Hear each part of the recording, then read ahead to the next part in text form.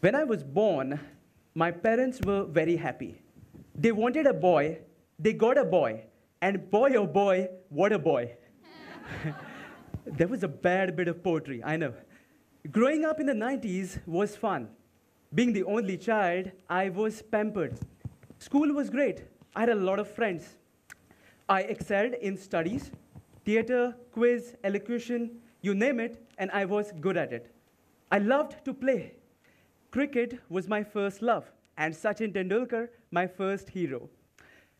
Football and Manchester United took over in later years. Glory, glory, Man United. I aced my 10th grade exams, and it was decided that I would study science. All bright kids study science, they said. It is known. So I also studied science. We moved towns, we came to Margao. I did not like the change. In fact, I hated it.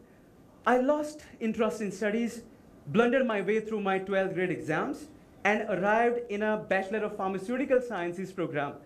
If you ask me what I was doing there, I have no clue. First year went well, and in the second year, my life changed completely. This is when my eyesight started going down. At the age of 7, I was diagnosed with a condition called retinitis pigmentosa. It's an incurable, rare genetic condition in which your sight degrades over a period of time until you become totally blind. This never affected me as a child until I reached second year of college. That's when it showed up. I first noticed it when I was having difficulty reading the board. Handling lab equipments, writing my own exam papers became not manageable at all. Naturally, we tried everything, but this condition has got no treatment, so nothing worked. I was devastated. I felt despair, fear, and then finally, anger. Like, why me? What did I do wrong to deserve something like this? And there was a time where it was probably the darkest time of my life. I sat at home, I dropped out of college, I had lost my confidence, and I did nothing for a long, long time. Let me just take a moment here and tell you something interesting about me. Let's get rid of all this gloom and doom, shall we? I take long showers, like really long. My mom often complains about this, not that I listen. But it's the time I use mostly for thinking. And when I was at home doing nothing, during one of these long thinking shower sessions of mine, as I like to call them, I was hit with a realization that my life was just passing me by. What was I doing, staying at home, doing nothing, just crying? I said something had to change. I said enough is enough, let's do something about it, and I actually did. Some invisible barrier in my mind was broken that day. And remember one thing, the first barrier you got to break will be the one in your mind always. So the first thing I did was teach myself something called a screen reader. Now what's a screen reader, you ask? It's a piece of software that makes your electronic devices talk. Let me show you a video.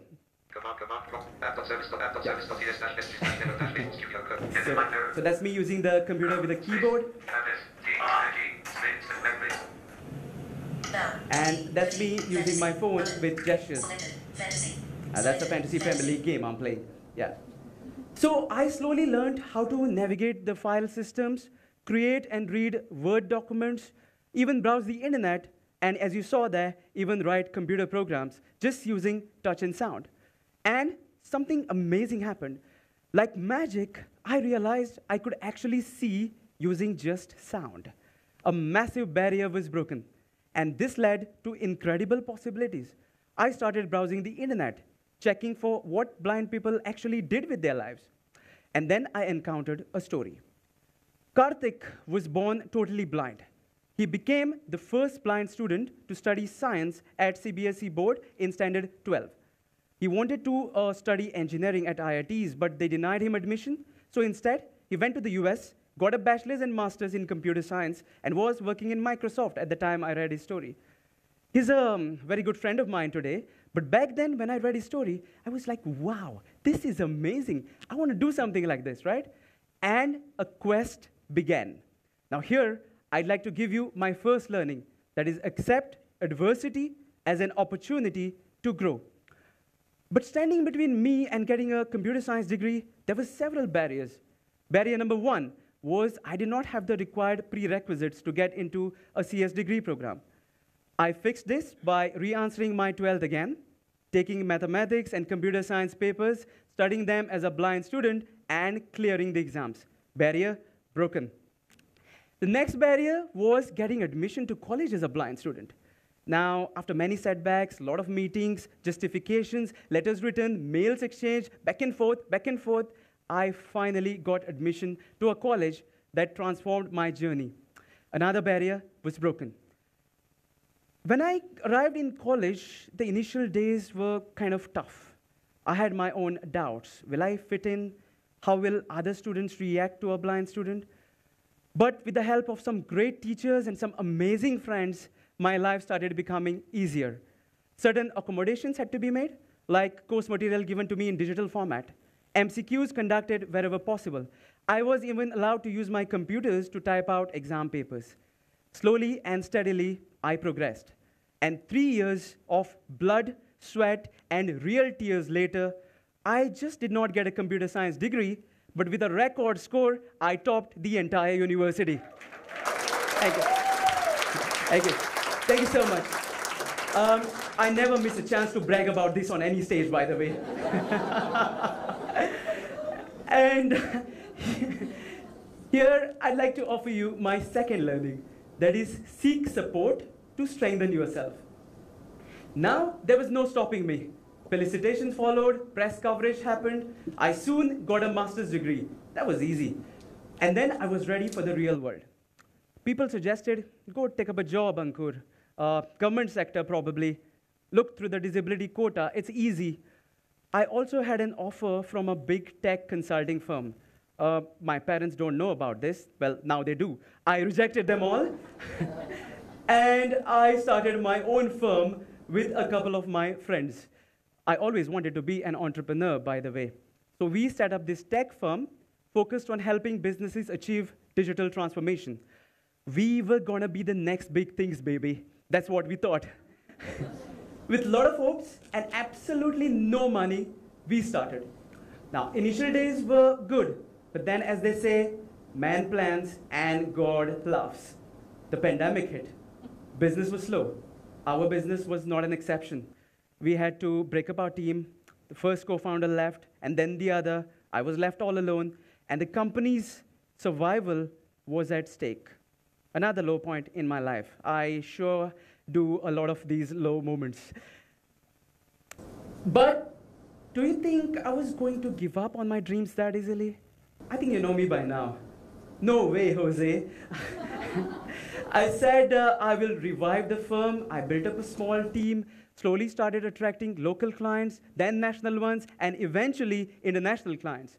In 2021, we got a chance to work on a project with the United Nations. I guess we're playing in the big leagues now.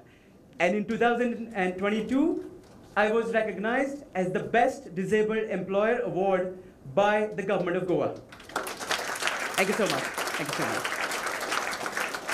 Thank you so much. That was a proud moment as well. And here, I'd like to give you my third learning, that is kindle purpose through passion, empathy, and compassion. Now, you might be wondering, why am I telling you all of this? Well, I had to lose my sight to gain a vision. You don't have to. I'll give you a simple 3-step process that you can follow to break any barriers you face and achieve incredible success in your life. I call it the ASK framework, where A stands for accept. Remember that acceptance is the first step towards recovery. S is for seek. Seek support, seek guidance, seek knowledge. And K stands for kindle. Kindle some purpose in your life. It's in short, ask and you shall receive. Remember what Helen Keller once said, the only worse thing than being blind is having sight but no vision.